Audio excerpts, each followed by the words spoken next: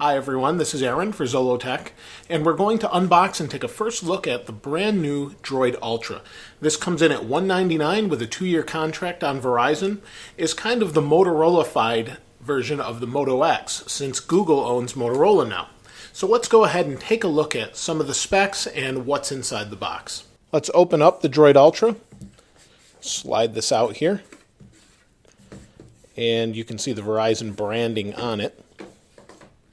Here's the phone itself. Looks a lot like the Razr HD, at least from the front anyway. We'll look at this more in a moment.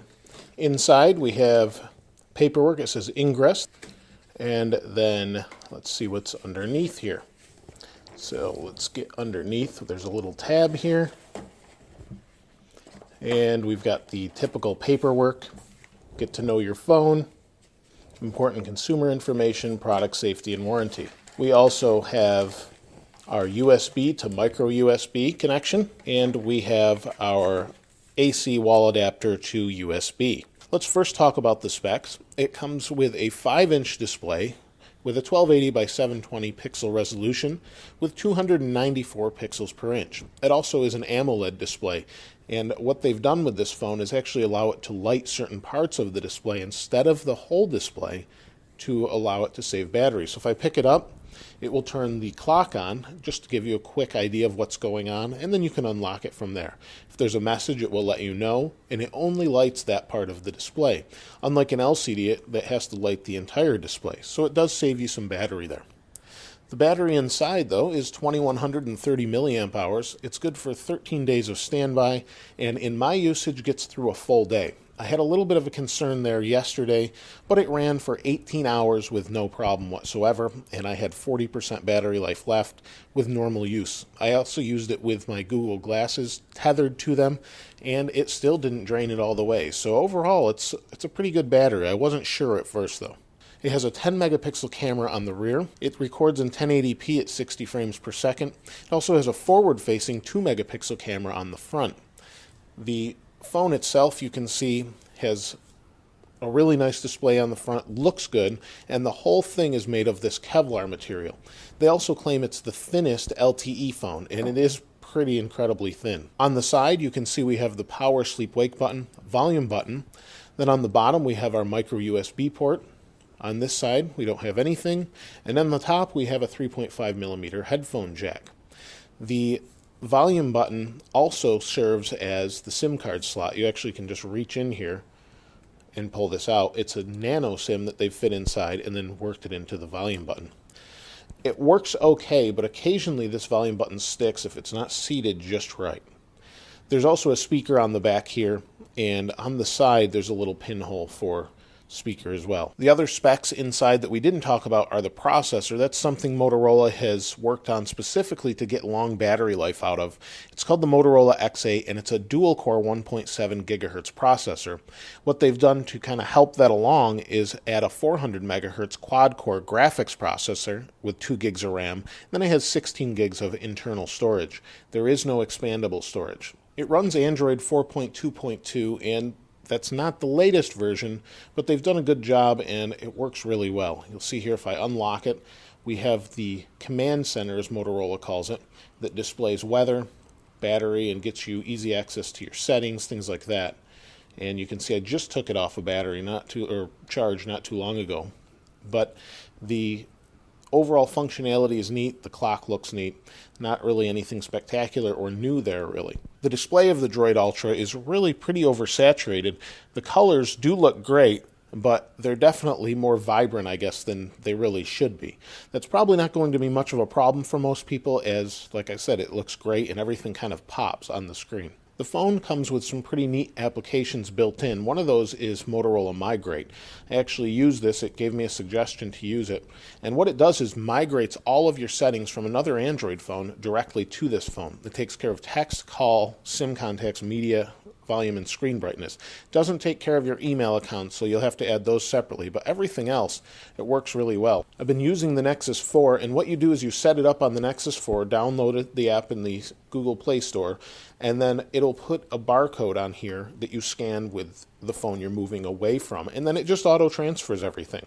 It really just moves everything over, so it took everything here, media-wise and text-wise, and dumped it onto the Motorola Ultra, Droid Ultra, and I was really impressed with that. One of the other neat features that the Droid Ultra has is voice command. Similar to the Moto X, you can talk to it and you have to train it to use your voice. So I'll do that now and you'll see what I mean. Okay, Google now. And you can see it says, "Hi, Aaron." It automatically turns on when it's off. It listens for that specific sound and my voice. It won't respond to anybody else's voice. So let me try a search. Okay, Google now. Search for Zolotech.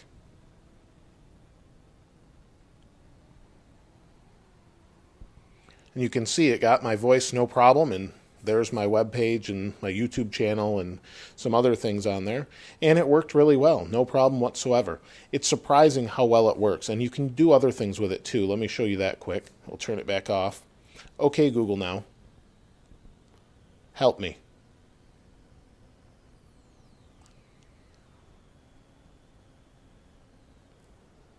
You can see that took a second, but it actually did get it. And then it'll show you what it does. You can make phone calls, get directions, send messages, set reminders, etc. So it does a lot of different things, and it works really well, and it only recognizes my voice, so that's pretty neat. You can turn it off if you don't like that or it's a little creepy to you, but overall I like it quite a bit. So it has those touchless displays, it has all of the other features, and then they've added Droid Zap, which is one of the features that kind of confuses me because you have to have somebody that has the application to do it. So I can take a photo with the camera and then quickly share it. So let me show you that. If I go to the camera, and this is another thing it does, is instead of going to the camera this way, we can pull it out of our pocket, shake it, and it will immediately go to the camera. It actually works really well. Let me take a picture of my hand here.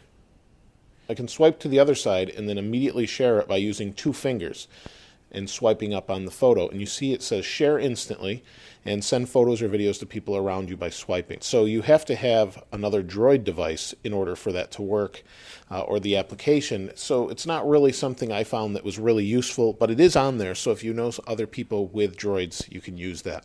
Similar to NFC or something like that, but you can just send it with 2 fingers anytime you're using it. The camera quality of the phone is really good. It's a nice 10 megapixel camera. They do say that it's good in low light. I found that it's okay in low light, nothing spectacular, and some of the focus is a little strange. But when it takes nice pictures in daylight, I think most people will be pretty happy with the phone and the video camera part of it. The phone is fast, the screen is responsive. Let's go to my website here. And you can see it loaded pretty quickly. And scrolling is nice and smooth. No problems there. And it's pretty impressive as far as touch sensitivity goes. I have no problems whatsoever. Battery life seems to be great, and they do make a larger version with a little bigger battery on here called the Droid Ultra Max. They also make the Droid Ultra Mini. The Ultra Max and the Mini have wireless charging, but the Ultra does not. I don't find the wireless charging to be a problem. Unless you have one of those wireless charging pads and you're used to that, it probably won't be an issue for you either. The phone itself I really like. I like the design.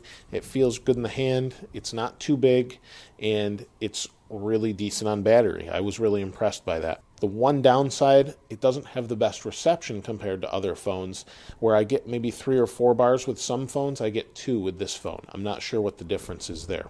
The call quality is really good. I placed a phone call or 2 with it, and everybody could hear me fine. I could hear them fine. No problems there. And the speaker is really nice. Overall, the Droid Ultra is a great phone. I definitely could recommend it, but it's not for those that really want the most powerful phone out there. It's got the X8 dual-core processor. There's quad-core and 8-core processors out there, so if you really want something like that. But the processor didn't seem to be much of an issue. It plays games fine. It takes photos fine. It works fine as far as messaging. Everything works really well and really smooth and seamlessly, so I don't think there's much of an issue there. The only downside, like I mentioned, is the overall reception, but it didn't seem to be a problem when I made calls or anything like that. If you have any questions or comments regarding the Droid Ultra, please place those in the comments below. As always, thanks for watching. This is Aaron. I'll see you next time.